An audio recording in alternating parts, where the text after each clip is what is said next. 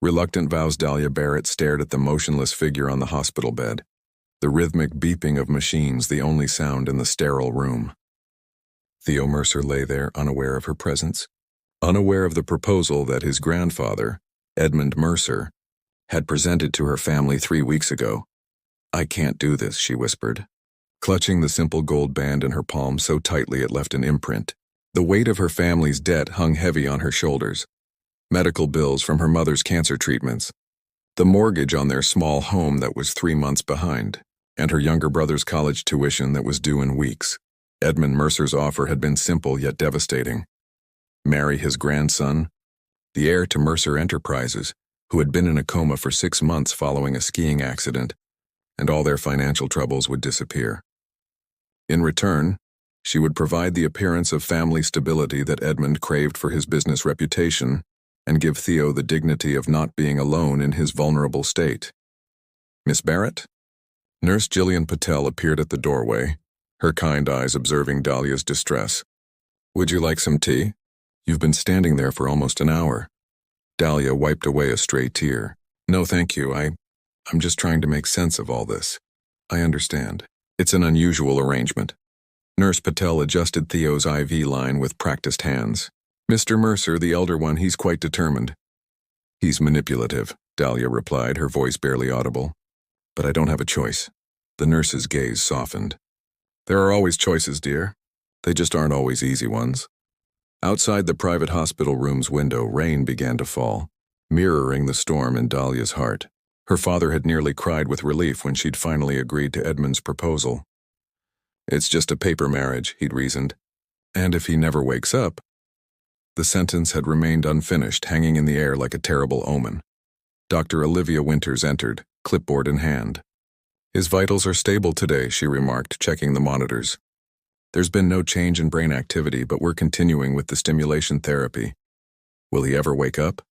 Dahlia asked, the question she'd been afraid to voice finally escaping. Dr. Winters's face remained neutral, professionally detached. "Traumatic brain injuries are unpredictable. Some patients wake up after years, some don't. But his age and overall health work in his favor." Dahlia approached the bed cautiously. Theo was handsome, with strong features softened by months of stillness. Dark hair fell across his forehead and his chest rose and fell with mechanically assisted breaths. At 32, he'd been a rising star in his grandfather's company, known for his innovative thinking and philanthropy, according to the articles she'd frantically researched after Edmund's proposal. "We'll give you some privacy," Dr. Winters said, nodding to Nurse Patel as they left. Alone with her soon-to-be husband, Dahlia carefully took his hand. It was warm, the hand of someone alive, someone who might one day squeeze back. "I don't know if you can hear me, Theo," she began, voice trembling, "but tomorrow we're getting married. Not exactly the wedding day either of us imagined, I'm sure." She laughed nervously. "Your grandfather arranged everything. The ceremony will be here in this room. Just a judge, your grandfather, my parents, and us. I hope you don't mind." The silence that answered her felt heavy, accusing. "I'm sorry," she continued. "This isn't fair to you, but I promise I'll be here. I'll take care of you. And when you wake up, if you want nothing to do with me, I'll understand." The next day, under the fluorescent lights of the hospital room, with a small bouquet of white roses clutched in shaking hands, 26-year-old Dahlia Barrett became Mrs. Theodore Mercer in a brief, somber ceremony. As the judge pronounced them husband and wife, Edmund Mercer nodded in approval, and Dahlia's parents wept. From relief or sadness, she couldn't tell. She placed the wedding band on Theo's finger, her tears falling onto their joined hands. "Hello, husband," she whispered, sealing their union with those quiet words instead of a kiss, unaware that this reluctant beginning would lead to a story neither of them could have imagined. Whispers to sleeping ears. 3 months into her peculiar marriage, Dahlia had established a routine. Each morning, she'd arrive at the private care facility where Theo had been moved, a luxurious establishment with gardens and natural light that Edmund Mercer insisted would aid his grandson's recovery. The staff knew her well now, greeting her with warm smiles as she carried her bag filled with books, fresh flowers, and her sketchpad. "Good morning, Mrs. Mercer," said Fiona, the day nurse who had become something of a friend. "He had a restful night." Dr. Bennett is pleased with the new medication adjustments. That's good news, Dahlia replied, setting down her things and opening the curtains to let the autumn sunshine filter in. And please, I've told you, call me Dahlia. Fiona smiled knowingly. Hospital policy, I'm afraid. Besides, you're really growing into the role. Was she? Dahlia wondered as she arranged fresh daffodils in the vase by Theo's bedside. The financial part of the arrangement had been fulfilled. Her family's debts were cleared, her brother was at university, and her mother had access to experimental treatments previously beyond their reach. Edmund had even installed her in a comfortable apartment near the facility, though she'd refused his offer to move into the Mercer family estate. Hey, Theo, she said, settling into the chair beside him. His appearance had improved over the months. Less pallor in his face, his muscles less atrophied thanks to the physical therapy sessions she watched the specialist conduct daily. I brought the Count of Monte Cristo today. We're halfway through, remember? Dantes just discovered the treasure. Reading aloud had become their thing, or her thing, really, since the relationship remained one-sided. Dr. Bennett had encouraged it, explaining that coma patients sometimes could hear even when they couldn't respond. Dahlia liked to believe that somewhere in the darkness of his mind, Theo appreciated the stories. Before we start, I should tell you about my day yesterday, she continued, taking his hand as had become her habit. His skin was always warm, a reminder that despite his stillness, life flowed beneath the surface. I finally stood up to your grandfather. He wanted me to attend some gala as the devoted wife for publicity. I refused, told him I wasn't a prop for his corporate image. She chuckled softly, imagining how Theo might have reacted if he were awake. Would he have defended his grandfather or sided with her? These were the questions that plagued her, creating a mosaic of a man she was piecing together through second-hand accounts and old photographs. He backed down, surprisingly. I think under all that bluster, he actually misses you terribly. You should see how he sits with you when he thinks no one's watching. All that stern businessman facade just crumbles. As months had passed, Dahlia had developed the habit of confiding in Theo. There was something freeing about speaking to someone who couldn't judge or interrupt, though the lack of response could be heartbreaking. I visited your office yesterday, too. Your assistant Rachel showed me around. She speaks so highly of you. Says you were trying to redirect company resources toward sustainable energy before your accident. That's pretty admirable. Dahlia opened her sketchpad, revealing the drawing she'd been working on. A portrait of Theo, but not as he was now. She'd drawn him as she imagined he might be awake. Eyes bright, a hint of a smile. Vitality in every pencil stroke. I hope I captured you correctly. Rachel said you rarely smiled in the office, but your eyes gave away when you were pleased. I tried to show that. Outside, rain began to patter against the windows, a gentle backdrop to her monologue. Dahlia settled deeper into her chair, opening the book to their marked page. Oh, before I forget, I enrolled in that online graphic design course, the one I told you about last week. It starts next month. I've been thinking about what you would say if you could speak. I think you'd tell me to stop putting my life on hold. The irony wasn't lost on her. In some ways, this unusual arrangement had given her freedom she'd never had before. Financial security and time to pursue interests long abandoned under the weight of family responsibilities. Still, there was a hollowness to it, building a life alongside someone who couldn't share in it.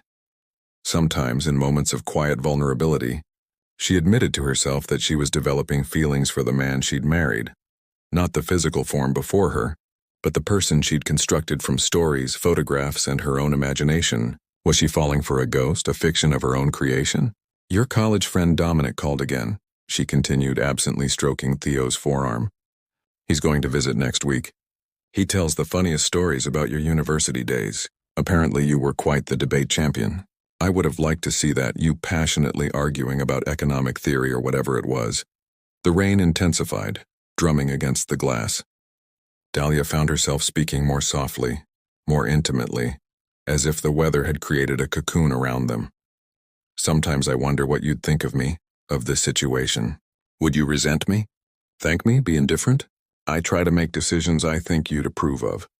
I declined your grandfather's offer to give me signatory power on your accounts. It didn't seem right.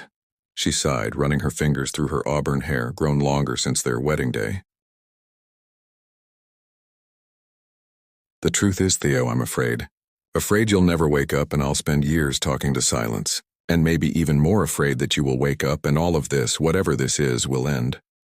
The steady beeping of his heart monitor was the only response. Dahlia opened the book, finding their place among the worn pages. Anyway, chapter 53. The young man was no other than our old acquaintance Franz d'Épinay, who was proceeding to the palazzo of the betrothed bride. As her voice filled the room with tales of revenge and redemption, Dahlia failed to notice the slight, almost imperceptible twitch of Theo's index finger against the white hospital sheets, the first movement he had made of his own accord in 9 long months. The tear that changed everything. Hospital corridor felt unusually quiet on a dreary Tuesday morning as Dahlia made her way to Theo's room, balancing a coffee cup and her overflowing tote bag. Nearly 11 months into their paper marriage, she had memorized every crack in the ceiling tiles, every squeak in the floor, every face of the rotating staff. Morning. Mrs. Mercer. Dr. Bennett nodded as they passed in the hallway. The overnight report shows some interesting activity in his EEG readings. Nothing conclusive, but promising. Dahlia had learned to temper her hopes at such reports. There had been promising signs before. A flutter of eyelids that turned out to be involuntary. A change in breathing pattern that normalized within hours. Still, she couldn't help the flutter in her chest. Thank you, doctor. I'll be with him all day. She entered the familiar room, now personalized with photographs, a small speaker for music, and the soft throw blanket she'd brought from home. Home. The word still felt strange when referring to the apartment that was technically hers through marriage but had never been touched by its legal owner. Hey, you, she said softly, placing her things down and approaching Theo's bed. His appearance had improved dramatically in recent months. The physical therapists had done wonders preventing muscle atrophy, and his color was better. If not for his closed eyes, he might have looked like he was simply sleeping. It's pouring outside, she continued, their one-sided conversations now feeling natural, the kind of day you'd want to spend in bed with a good book, which I guess is exactly what we're doing. She laughed softly at her small joke. Dahlia settled into her chair, the expensive, ergonomic one Edmund had ordered when she complained of back pain from the hospital furniture. It was one of the rare, thoughtful gestures from the old man, who had gradually softened toward her as months passed. I brought those financial reports you've been missing, she said with gentle sarcasm. Just kidding. Actually, I thought we'd try something different today. She pulled out a small photo album she'd discovered at Theo's apartment, the one she hadn't moved into out of respect for his privacy. Your friend Dominic helped me find this. It's from your backpacking trip through Europe after college. She opened the album, turning it toward him, though his eyes remained closed. Look at you with that terrible beard. And those hiking boots look painfully new. Bet you had blisters for days. As she flipped through the pages, sharing observations and questions, Dahlia felt the familiar ache of connecting with someone who couldn't connect back. In these quiet moments, doubt sometimes crept in. Was she wasting her youth? Was this devotion to a stranger because despite everything he was still largely unknown to her? Healthy? Your grandfather thinks I'm either a saint or insane, she confessed, setting the album aside. Maybe both. He asked me yesterday if I wanted an annulment, said he'd still honor the financial arrangements, that I'd done enough. She sighed, looking out at the rain-streaked window. I told him no. That surprised both of us, I think. The truth was, somewhere along the way, this strange vigil had become more than an obligation. She had developed feelings for the man she'd come to know through stories, through photographs, through the small ways his body responded to her voice. It was irrational, perhaps even foolish, but undeniably real. I've been thinking about going back to school, she continued, reaching for his hand as had become her habit. Graphic design maybe, or marketing. Something creative but practical. What do you think? Silence answered her as always. The rain intensified outside, creating a soothing rhythm against the windows. Dahlia leaned closer, studying his face. The strong jawline now covered with a neatly trimmed beard the nurses maintained, the long eyelashes that sometimes fluttered but never fully opened. Sometimes I imagine you can hear everything, that you're just waiting. Other times, I wonder if you're somewhere else entirely, somewhere beautiful maybe, somewhere without pain or confusion. She swallowed hard. I hope it's peaceful there, wherever you are. She blinked rapidly, fighting the emotion that sometimes overwhelmed her. Today felt different somehow, heavier with unspoken things. "I should probably tell you," she whispered, her voice catching. "I think I'm falling in love with you," which is completely ridiculous, right? How can you fall in love with someone you've never really met? Someone who's never spoken to you or looked at you or... The tears came then, hot and unexpected, splashing onto their joined hands. Dahlia didn't bother wiping them away. In this room, she had learned to be vulnerable in ways she never had before. "I'm sorry," she said softly. "I don't mean to burden you with this. It's just, sometimes I wonder what would have happened if we'd met differently, at a coffee shop or a business meeting. Would we have liked each other? Would you have ever noticed me?" She gently squeezed his hand, a habit formed from months of one-sided physical contact. "Your grandfather says we would have. Says you always had a thing for stubborn women who stand their ground." She smiled through her tears. "I like to believe that's true." Dahlia fell quiet then, listening to the rain and the steady beep of the monitors. These moments of silence had become as important as her constant talking, a space for both of them to simply be together, without expectation. And then it happened. At first, she thought she'd imagined it, a slight wetness on his cheek that hadn't been there before. But as she leaned closer, she saw it clearly, a single tear tracking slowly down from the corner of his right eye. "Theo," she whispered, her heart suddenly pounding. "Theo, can you hear me?" The monitor showed no change, but that tear, that single impossible tear, glistened in the dim light of the rainy afternoon. With shaking fingers, she reached out, gently touching the moisture on his skin. It was real, undeniable. "Nurse," she called out, her voice breaking. "Someone, please." Fiona rushed in, alarmed. "What is it? What's happened?" "He's crying," Dahlia said, pointing with a trembling hand. "Look, a tear. He's responding." Fiona approached cautiously, examining Theo closely. Her eyes widened as she saw the evidence. "I'll page Dr. Bennett immediately." What followed was a flurry of activity. Doctors and specialists rushing in, checking vitals, shining lights in Theo's eyes, calling out medical terminology that Dahlia couldn't fully comprehend in her emotional state. She stood back, arms wrapped around herself, watching as they documented what she already knew in her heart. Something had changed. It could be an involuntary response, Dr. Bennett cautioned after the initial excitement, but combined with the EEG readings from last night, there's definitely increased brain activity. This could be the beginning of something significant. Dahlia barely heard him. She was focused entirely on Theo's face, on that single tear that had altered everything. In that small drop of moisture was something she'd almost stopped believing in. Hope. When the medical team finally cleared out, leaving them with promises of increased monitoring and new tests, Dahlia returned to Theo's side. The rain had stopped outside and weak sunlight now filtered through the clouds and window. "I'm here," she whispered, taking his hand once more. "I'm not going anywhere. If you're finding your way back, I'll be waiting. For as long as it takes." And though there was no further response that day, something fundamental had shifted in the quiet hospital room. The silence between them no longer felt empty. It felt expectant, filled with possibility. That single tear had spoken volumes that no words ever could. Awakening hearts, the changes came slowly at first. Small, almost imperceptible movements. A finger twitch here, an eyelid flutter there. Each tiny sign meticulously documented by Dr. Bennett and his team of neurologists, who now visited Theo's room with increasing frequency. Neurological recovery isn't a straight line, Dr. Bennett explained to Dahlia 3 weeks after the tear incident.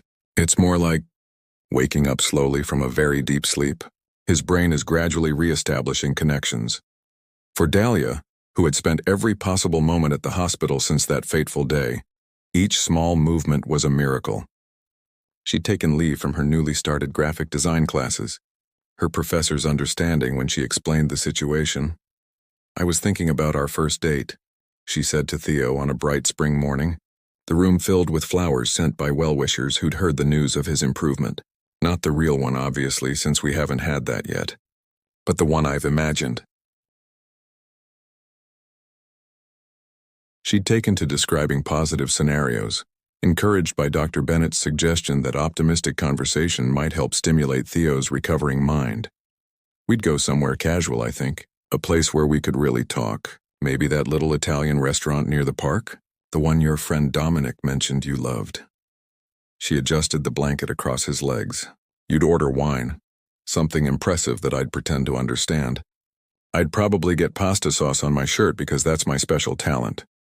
As she spoke, she noticed his breathing change slightly, becoming more deliberate, less mechanical. These small shifts had become her barometer, her way of gauging whether he was somehow listening. Your grandfather visited yesterday while you were having tests. He actually apologized to me, can you believe it? Edmund Mercer, saying he was sorry for essentially strong-arming me into this marriage. She laughed softly. I think seeing you respond has changed him. He seems humbled somehow. The sunlight shifted in the room as morning turned to afternoon. Dahlia continued her one-sided conversation, moving from imagined dates to updates about her family, to descriptions of the spring blossoms. Outside his window, she was in the middle of describing a particularly amusing encounter with a squirrel in the hospital garden when she felt it, a deliberate pressure against her palm where their hands were joined. Not a reflexive twitch, but a purposeful squeeze. Theo, she whispered, hardly daring to hope. Can you hear me? If you can, squeeze my hand again. Seconds passed, each one stretching like hours. Then, unmistakably, his fingers closed around hers once more. Dahlia's heart thundered in her chest. Oh my God, okay, stay calm, she told herself, though tears were already flowing freely down her cheeks. I'm going to get the doctor, but I'm coming right back. I promise. The next few hours were a whirlwind of activity. Tests, scans, specialists conferring in hushed, excited tones. Through it all, Dahlia remained by Theo's side, anchoring him with her presence as he showed increasing signs of consciousness. Late that evening, when the medical team had finally dispersed with promises to return at first light, Dahlia sat in the dimly lit room, emotionally and physically exhausted but unwilling to leave.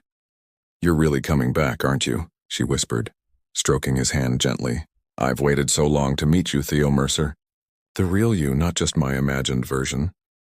As if in answer, his eyelids fluttered more persistently than before. Dahlia held her breath, watching intently as, with tremendous effort, Theo's eyes opened for the first time in nearly a year. They were brown, deep, rich brown with flecks of gold near the pupil. Disoriented and unfocused at first, they gradually settled on her face. There was confusion there, understandably, but something else too. A spark of awareness. Hi, she said simply, tears streaming down her face. I'm Dahlia. We have a lot to talk about. His lips moved slightly, but no sound emerged, his brow furrowed with frustration. Don't try to speak, she said quickly. The doctors said your throat might be too dry from the breathing tube. Here. She reached for a small cup of ice chips, gently placing one against his lips. The days that followed were both miraculous and grueling. Theo's awakening wasn't like in the movies. He didn't suddenly sit up and begin speaking in full sentences. Instead, it was a painstaking process of relearning the most basic functions, swallowing, focusing his eyes, eventually forming simple words. Through it all, Dahlia remained constant, splitting her time between the hospital and brief trips home to shower and change. She was there for his first spoken word, water, his first attempt at sitting up, his first halting questions about what had happened to him. The hardest moment came a week after he'd first opened his eyes, when he was finally strong enough to ask the question she'd been dreading. Ring, he said, his voice still raspy from disuse, pointing at the wedding band on his finger. Dahlia took a deep breath. It's complicated. I promised I'd explain everything when you were stronger, and I will. But the short version is, we're married. Legally, anyway. The confusion on his face was painful to witness. Don't remember you, he managed, the words clearly causing him distress. You wouldn't, she said gently. We never met before your accident. It was an arrangement with your grandfather. Understanding dawned slowly in his eyes, followed by something that looked like anger. He turned his face away from her, jaw clenched. I know it sounds terrible, she continued, fighting to keep her voice steady. And if you want to end it, I completely understand. But please let me explain everything when you're ready to hear it. For 3 days after that revelation, Theo was distant, still allowing her to help with his therapy but avoiding conversation beyond what was necessary. Dahlia respected his space, channeling her heartbreak into supporting his recovery from a slight distance. On the 4th day, as she was quietly arranging fresh flowers by the window, his voice, stronger now after days of speech therapy, broke the silence. Tell me now, he said, Everything. Dahlia turned to face him, steeling herself. Are you sure? It's a long story. He nodded, adjusting himself higher against the pillows. I need to understand. So she told him everything, from Edmund's offer to her family's desperate situation, from her daily visits to the books she'd read him, from her initial reluctance to the feelings that had grown despite the unusual circumstances. She spoke without embellishment or excuse, offering only the truth as she had lived it. When she finished, the room was quiet save for the muted hospital sounds from the hallway. Theo's face was unreadable, his eyes fixed on some point beyond her. I'll go, she said finally, gathering her bag. I understand if you need time to process all this, or if you never want to see me again. The words felt like glass in her throat. As she reached the door, his voice stopped her. The Count of Monte Cristo, he said. She turned, confused. What? You said? You read it to me. I remember. Parts. A cave. Treasure. His speech was still halting but clearer than it had been days before. Your voice. It was always your voice. Dahlia's heart swelled painfully in her chest. You heard me? Not words, but you. There. His eyes met hers, something vulnerable and questioning in them. Why stay? After everything. She considered lying, offering some noble explanation about duty or compassion. But after months of speaking truths to his silent form, dishonesty seemed impossible now, because somewhere along the way, she said softly, I fell in love with the person I came to know through stories and photographs and small moments. It's okay if that person isn't real or isn't you. I understand that. But I couldn't leave until I knew one way or another. Theo held her gaze for a long moment, his expression softening almost imperceptibly. Then he patted the edge of the bed beside him. The real me, he said carefully, each word deliberate. Might need time, but I'd like to try to know you, the real you. It wasn't a declaration of love, not even close, but it was a beginning. As Dahlia crossed the room and cautiously sat beside him, she felt something that had been tightly coiled within her for months finally begin to unfurl. The possibility that what had begun in silence might somehow, against all odds, continue in the light of day. Bridges built from silent summer arrived with a vibrancy that matched Theo's accelerating recovery. 4 months after opening his eyes, he had progressed from halting words to full sentences, from tentative steps with a walker to careful walks around the hospital gardens, with Dahlia by his side. The physical therapist says I'm exceeding expectations, he told Dahlia one warm July afternoon as they sat on a bench beneath a flowering magnolia tree. His speech had improved dramatically, though occasionally he still searched for words, a slight hesitation betraying the continuing healing of his brain. You're stubborn, she replied with a smile. I learned that about you early on. They had established a new relationship over these months, neither quite husband and wife nor exactly strangers. They were something in between, learning each other day by day, building bridges across the unusual circumstances that had joined them together. Grandfather's coming today, Theo said, his expression complicated. His relationship with Edmund had been strained since regaining enough awareness to understand the old man's manipulations. He wants to discuss my return to the company. Dahlia nodded, watching a butterfly land on a nearby flower. How do you feel about that? Not ready, he admitted. My brain still skips sometimes, and I'm not sure I want to go back to that life at all. This was a recurring theme in their conversations, Theo's uncertainty about reclaiming his former existence. The accident and long recovery had changed him in ways beyond the physical. The ambitious corporate executive had given way to someone more contemplative, more present in each moment. You don't have to decide everything now, she reminded him gently. Recovery isn't just physical. He turned to look at her, his brown eyes warm in the dappled sunlight. You always know the right thing to say. Was it like that? Before? Before had become their shorthand for the months he'd spent in the coma, a time that existed vividly in her memory, but remained mostly blank in his, save for occasional dreamlike recollections of her voice or presence. Not always, she said honestly. Sometimes I rambled for hours about nothing important. Sometimes I cried. Sometimes we just sat in silence. He reached for her hand, a gesture that had once been one-sided but now carried mutual intention. I wish I remembered more of it. Maybe that's for the best, she said. We get a fresh start this way. Their fresh start had been carefully negotiated over the past months. Dahlia had moved back to her own apartment rather than staying in the one Edmund had provided, wanting to give Theo space as he recovered. They saw each other daily but maintained separate lives, Dahlia returning to her graphic design classes. Theo focused on his rehabilitation. The legal reality of their marriage remained unchanged, but by unspoken agreement they treated it as a technicality to be addressed when Theo was fully recovered. Neither wore their wedding rings anymore. They were stored in a small box in Theo's hospital room, a reminder of their unusual beginning. Mrs. Mercer? Mr. Mercer? Dr. Bennett approached, clipboard in hand. I have some excellent news. The latest brain scans show remarkable improvement. I believe Theo is ready for discharge next week with outpatient therapy continuing, of course. The news, while expected given Theo's progress, still landed with seismic impact.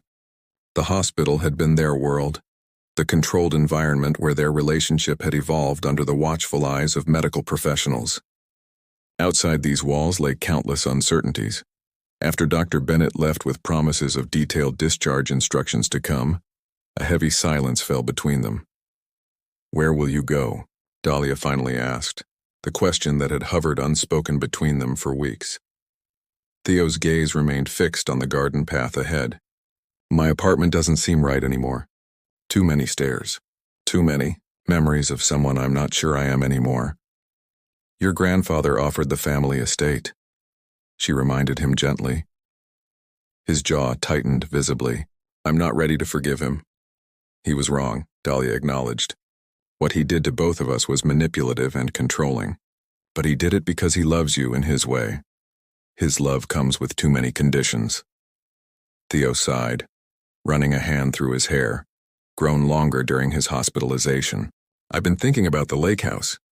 The one my parents left me. It's peaceful there, good for healing. The lake house was several hours from the city, a beautiful property Dahlia knew only from photographs. The distance it represented hung unspoken between them. That sounds perfect, she said, forcing brightness into her voice despite the ache in her chest. Fresh air, natural beauty. Exactly what the doctor ordered. Theo turned to her then, his expression earnest. I'd like you to visit, not as my nurse or my technical wife, but as Dahlia, the woman I'm getting to know. Hope fluttered cautiously in her chest. I'd like that. As they made their way back to his room, they found Edmund Mercer waiting, his imposing figure somehow diminished by age and worry. The past months had etched new lines into his face, humbled by his grandson's suffering and slow recovery. Theodore, Mrs. Dahlia. He nodded to each of them. You're looking well, grandson. Grandfather. Theo's greeting was cool but not hostile. You're early. I wanted to speak with both of you. Edmund gestured to the chairs. Please, they sat. Dahlia instinctively positioning herself between the two men, as she had often done during tense visits. I've had the family lawyers draw up annulment papers, Edmund said without preamble, placing a folder on the bedside table. As promised, the financial arrangements for Dahlia's family will remain intact, regardless of your decision. Dahlia felt a strange hollowness open within her, despite having expected this moment for months. The legal end of their paper marriage had always been inevitable, yet facing it directly felt like losing something precious. That's your solution? More paperwork? Theo's voice held an edge Dahlia rarely heard since his awakening. You arranged our lives once without consent. Now you're trying to do it again. Edmund's expression hardened. I'm trying to correct a mistake, to give you both your freedom. Our freedom was never yours to give or take, Theo replied, his voice gaining strength with each word. What you did was wrong. But what came of it? He glanced at Dahlia, something unreadable passing across his face. That's for us to decide. Not you. The older man looked between them, understanding slowly dawning in his eyes. You mean to tell me that you two... We mean to tell you, Dahlia interjected calmly, that whatever happens between Theo and me is our choice. Our timeline. Our story. Edmund studied them for a long moment before nodding once sharply. I see. He stood, straightening his impeccable suit jacket. The papers will remain available if you want them. In the meantime, the lake house has been prepared, as you requested. After he left, the room felt lighter somehow, as if a long-held breath had finally been released. You never told me you asked him to prepare the lake house, Dahlia said, curious. Theo smiled slightly. Some things I can still manage on my own. Besides, I wanted it to be ready for both of us. If you wanted, her eyes widened. Both? I'm not asking you to move in, he clarified quickly. Just, there's a guest house, perfect for weekend visits while I'm recovering. While we're figuring things out, the invitation hung between them. Not a declaration or a promise, but a possibility. A door left deliberately open. 1 week later, as summer sunshine bathed the world in golden light, Dahlia stood beside Theo at the hospital entrance, his discharge papers finally signed. A car waited to take him to the lake house, the beginning of the next chapter in his recovery. You'll come this weekend? He asked, a vulnerability in his question that tugged at her heart. I'll be there, she promised. As the car pulled away, Dahlia remained on the sidewalk, watching until it disappeared from view. The story that had begun with a reluctant agreement beside a hospital bed had transformed into something neither of them could have imagined. A narrative still unfolding, its ending unwritten. Later that evening, as she packed a small bag for her weekend visit to the lake house, Dahlia's phone chimed with a message. It was from Theo, the first text he'd sent since relearning how to use his phone. It contained only a photo. The lake at sunset, the water shimmering with golden light. And at the edge of the frame, 2 Adirondack chairs placed side by side on the dock. Beneath it, 3 simple words, our fresh start. Dahlia smiled, typing back her response with absolute certainty. I'm on my way. In the silence that had once stretched between them like an unbridgeable chasm, they had found something precious, a connection that transcended traditional beginnings, a love that had taken root in the most unlikely soil. What had started with a tear in a quiet hospital room now flowed forward into a future they would write together, one day at a time.